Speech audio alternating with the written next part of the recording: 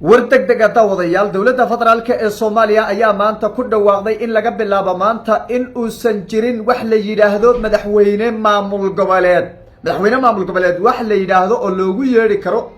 madaxweyne kaleeto in uusan gabi ahaanba jirin oo aan ka ahayn Xasan Sheekh Maxamuud wasiirka arrimaha gudaha wasiir Xoosh oo goob munaasabada ka hadlayay ayaana arintaasi ku dhawaaqay wuxuuna sheegay in madaxweyne Xasan kaliya uu dalka madaxweyne wax madaxweyne kale la yiraahdo oo la adeegsan karo la dhihi karo madaxweyne maamul hebel ma jiro yiri maanta ka bilaabato arintan ayaana ku soo aadaysa xilli dowladda federaalku ay ku fashilantay isku hayntii maamul goboleedyada iyo dowladda federaalka ee Soomaaliya una go'ay xarigii u dhaxeeyay madaxda maamul goboleedyada iyo dowladda federaalka oo waliba hadda ay ugu sii daran yihiin saddexda maamul goboleed ee kala ah Puntland, Koonfur Galbeed iyo Jubbaland hadaladiisa wasiir Xoosh ayaana u dhignaa sidan dowlad goboleedyadu dalkaanu hal weeye hal madaxweyne leeyahay wixii ka soo haraa waa qof meel ku magacaaban anigoo kale mid gumaratoora mid muxuu ahaa haddii ilaahay idankeeda leeyahay dowlad goboleed joogo mid walba jago ma garanaysaayo dalkan hoos tagta buu ku magacaaban yahay dalkan waa hal dal hal madaxweyne leeyahay hal magac buu leeyahay Soomaaliya la yiraahdaa hal calan buu leeyahay wax ka soo dhaxeeya ma jira haddaba waxaynu eegi doonaa saamaynta uu yeelan doono hadalkan uu jeediyay wasiirka arrimaha gudaha ee dowladda federaalka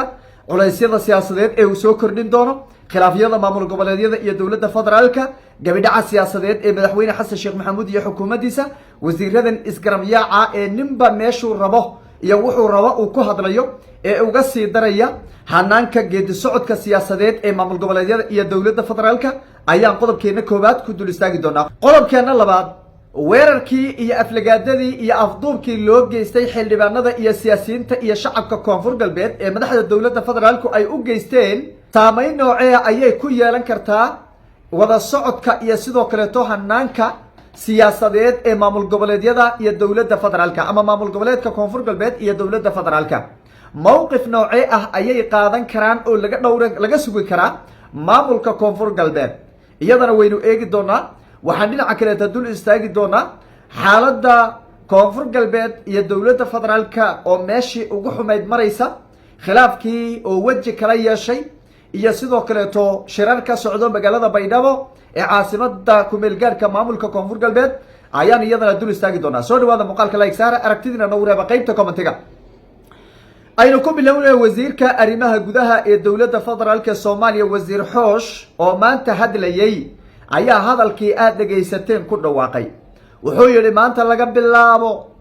wax la yiraahdo madaxweyneyaal la yiraahdo ma jiro lama adeegsan karo madaxweyneyaal dalku ma laha hal madaxweyne leeyahay dhamaantaana rag magacaaban baan nahay waana la magacaabay Xasan Sheekh Maxamuud baana wada magacaabay dalku halka madaxweyneyaal halka calan buu leeyahay waayahay waxa la yiri qorax muuqata sacab laguma qarin karee maamul goboleedyadu calamay leeyihiin oo makhraatiba laga yahay oo calankii buluug ahaa bartanku kaga jira maamul goboleedyadu madaxweyneyaal bay soo doorteen oo makhraatiba laga yahay oo haddana way joogaan doorashada hadda waa loo socdaa maamul goboleedyada dastuur bay leeyihiin oo dastuurka Soomaaliya laga soo minguuriyay oo uu ogol yahay oo dastuurka Soomaaliya uu ogol yahay inay dastuur maamul goboleedyada ayagu ay xor u yihiin oo ku dhaqmayaan oo hanaanka ay ku dhaqmayaan cadeynaya inay leeyihiin ma la qarinaya marka maxaa lagu sameeyay dhamaan ma laga guuraya waa hadal aan meeshiisii la dhigin waa hadal aan laga fiirsanin waa hadal ka turjumaya hanaanka isgaramyaaca siyaasadeed iyo fashilka xukuumadda Xasan Sheekh Maxamuud waxa way ka turjumaya way Xoosh kaligiina maaha Xoosh kaligi amoodina golaha wasiiradu way isgaramyaacayaan ninba boor soo qaatay meel buu u shaxaatay ninba wadan buu u shaxaatay kuwa diyaarad buu si saaran yahay intii soo gasho boobaya wixii hore oo soo qaadanaya ummadiba cashuuro la dul saartay musuq maasuq qashin waxaan waligeen la arag ayay xukuumadda ku dhaqaaqday waxa inta sii dheer ninba ciidan buu meel dhigto isbaara ka qaadanaya xildhibaanada iyo wasiirada oo fiirsada Xasan Sheekh Maxamuud oo shaqeynaya nin walba ciidan milishadu meel dhigto isbaara ka urursanaya marka waa fashilka xukuumadda haysta weey meel ay wax ku dhaqaajiyaan bay waayeen xildhibaanadii Koonfur Galbeed bay u gafeen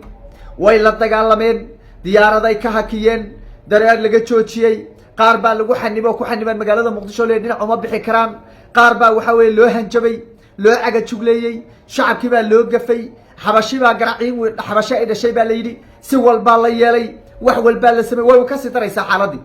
maamul goboleedyadii inuu gacanta ka baxayna way arkeen maamul goboleedyada dhan baa gacanta ka baxay puntland gacan laguma hayo jubbaland gacan laguma hayo koonfur galbeed waaba tano hadiyadana karkaraysa ee xaalkeeda weliba ugu daranba qoorqoor dhinacaasoo aado wakaas ciid abdilaadan shirka la qaatay igala shaqey sidaan usoo laaban lahaa marxaladii ugu xumayd bay ku jiraan iyagana gacmahooda iyo afkooda iskugu keenay markay halkaa marayso bay soo fadhiisteen maantana waxaa la yidhi wax la yidhaahdo madaxweyne maamul goboleed ma jiro dhammaantood waa magacaaban yihin oo yaa magacaabay halkee ku magacaabay xasan sheekh maxamuud madaxweyne maamul goboleed halkee isagu ku magacaabay wasiirka waa la gartay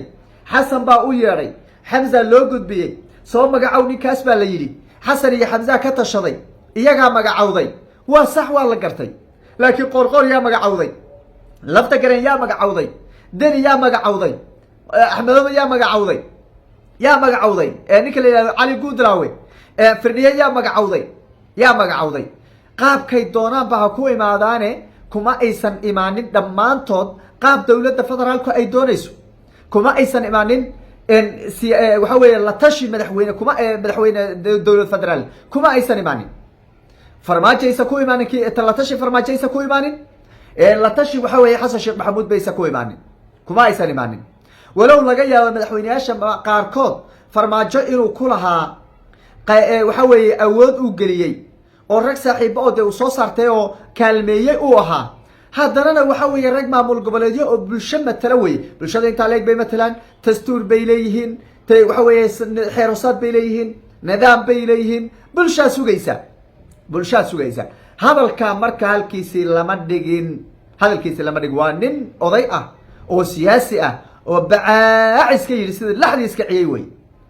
iska ciyey waana fashilka haystay ka turjumaysaa maanta wax gacan ugu jira ma laha filla soomaaliya maanta wax gacan ugu jiro male maamul goboleedyadii waa ka dhaqaaqeen xadhigoodii waa go-ay doorashooyinku waktigii baa ka dhammaaday hal sanay iska dhex fadhiyaan oo iyaga naftirkooda waxa weye doorasho hadday qabsan lahayn u kaadiya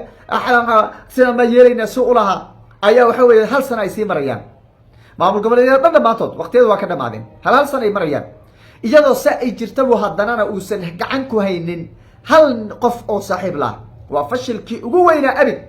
ayay xukuumaddii xasan sheekh maxamuud ay dhex fadhiyaan xamsiya xasan ay dhex fadhiyaan waa xamsiya xasan dee labadan weeye fashilkii ugu xumaa abid bay dhex fadhiyaan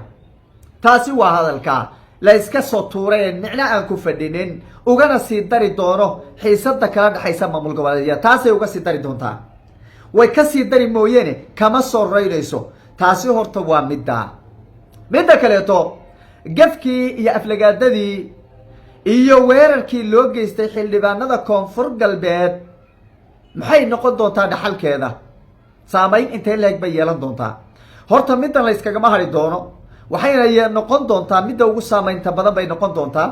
mid xasan sheekh maxamuud sabab u noqoto isagoo kabaha gacmaha ku qabto inuu cararo ayay noqon doontaa haddii doorasho laisla gaadhana